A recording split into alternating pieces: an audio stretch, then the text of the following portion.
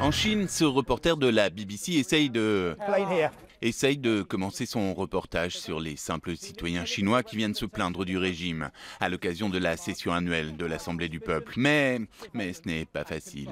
Il réussira quand même à parler à ces deux femmes qui se disent victimes de corruption et d'injustice et veulent se plaindre à leurs députés. Mais les policiers les interrompent et les filment. En théorie, on peut déposer des requêtes et des pétitions en Chine, mais dans la réalité, des centaines de policiers en civil vous en empêchent. Ils empêchent même, encore une fois, ce reporter d'approcher les mécontents. Et des hommes non identifiés finissent par briser la caméra. Parce qu'en Chine, personne ne se plaint et tout le monde est très content. Pour la promo d'un combat de boxe, on peut faire des choses comme ça.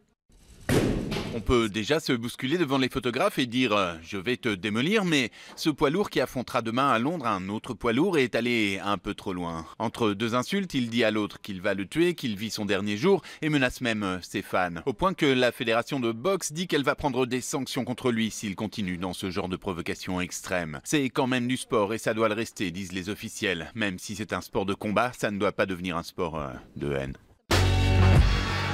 Aux États-Unis, ces deux petits garçons sont dans la même classe et sont meilleurs amis. Tellement que celui de gauche en pull rouge a demandé à sa mère de se raser la tête, comme son ami. Ils ont ensuite avoué que leur but, c'était que leur maîtresse, une fois rasés tous les deux, n'arrive plus à les distinguer l'un de l'autre et les confondent. Bref, trop mignon.